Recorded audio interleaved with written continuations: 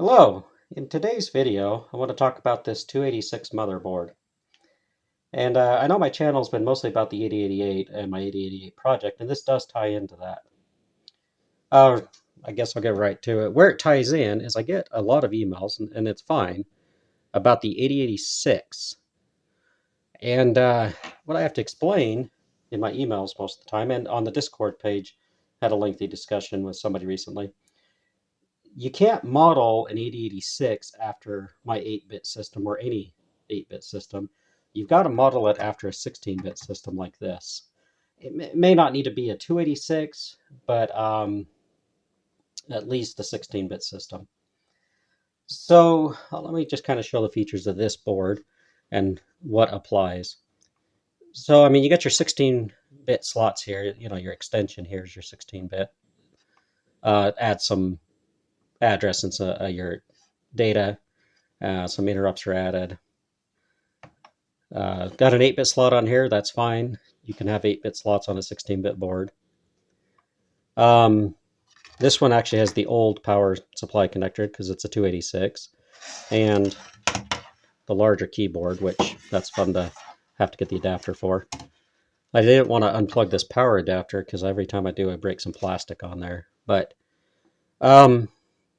what you have is your 286 processor here. And next to it here, you have the bus controller. And this happens to be the 82C235. And that's a fairly early, from what I've read, that's one of the earliest bus controllers there was. This is an all-inclusive. The earlier ones might have had, they might have been broke up in a couple of chips. But this company Chips, they seem to be the ones that were leading the way back then on making these bus controllers. So this is an all-inclusive, and actually, if I could find some of these ones, and they're available, this one may be adaptable to the 8086. So what this does, what the 16-bit offers that the 8-bit doesn't, is obviously the extension, but the bus controller allows 8-bit function on the bus. So in a sense, you're turning your 286, 16-bit, into an 8088, well, you know, a 288, when it needs an 8-bit read-write. That's why 8-bit slots are allowed. On your 16-bit extension, there's a IO 16 chip select and a MEM 16 chip select. I want to say it's probably those two pins right there. And when they're active, I want to say low, the bus controller treats the bus as a full 16-bit bus, and when they're not, it treats it as an 8-bit bus. And that's all done in this nice little package. Now, the original, maybe not the original, but one of the early 286s, it wasn't done in a chip. It was done in many chips.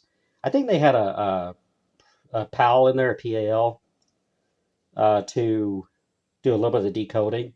But it was quite a bit of chips to allow for the 8-bit to 16-bit conversion. And it was all about being backwards compatible. In some ways, I kind of wish they would have just said, you know, we're going to step up to 16-bit and lose 8-bit. But so many things are built around 8-bit that it makes sense to keep it. So anyway, if you happen to get one of these boards, I think they're kind of neat. I'll probably put this in a case and put it in a museum or something. But it seems like this is a very common board. And when I got this, I think they said it came out of a router or something. The ROM was this AMD 27C512, and you know, I put a video card in there, and it didn't boot. I played with some of the jumpers right up on the manual on the jumpers. So I'm thinking the BIOS was set up for whatever this came out of, the router or whatever. So I actually got online, and I'll put a link in the description. I found a BIOS for this. You got to have it for this chip, because there's other chips on motherboards. I found a BIOS. I'll put a link in the description, and I downloaded that, and then I got this WinBond JCS286 just seemed a little bit easier to work with. While I was waiting for these to ship in, I tried to play with this. That's where the sticker's off of it. Obviously, I copied the BIOS to my desktop first before I erased it, or tried to erase it. But I don't exactly have like a UV light. I'm sure they're widely available and not hard to get. But, I left it out in the sun for a while. I don't know how long you had to do that. I think I got it erased once. Then I wrote some code to it that didn't work. And I kind of just said, I'll just wait for these to come in. And this works out great. I put that BIOS in there, the new BIOS, and this thing just functions perfectly. So anyway, so to get this thing up and going, not that it runs any different than any other PC there is, I set it up here on my cardboard box that I glued all my PCs on. Had to get an adapter for the keyboard, of course, and put in my VGA. And this will work in the 8-bit slot. Everything underneath there to push against.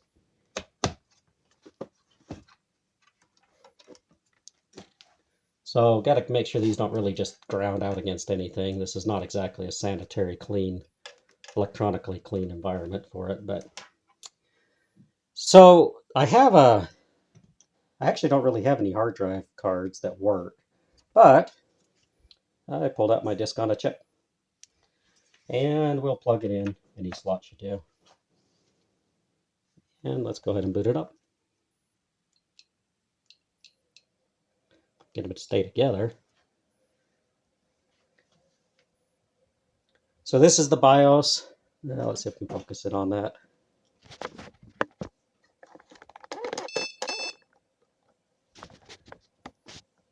So it's giving me like a battery error. I didn't see a battery spot on the motherboard. But like I said, this BIOS is not the native BIOS for this. But anyway, press F1 to continue. It should boot up DOS. So with that being brought up, it's probably about time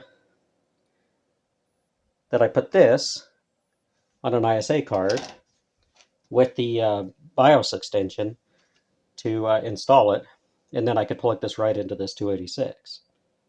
And that, being modern times, USB drive is so much more handy than dealing with the older drives and trying to install DOS or whatever on them. But anyway, so kind of a basic rundown of this 286 and how if I ever do make an 8086, it'll probably be based very much on this board.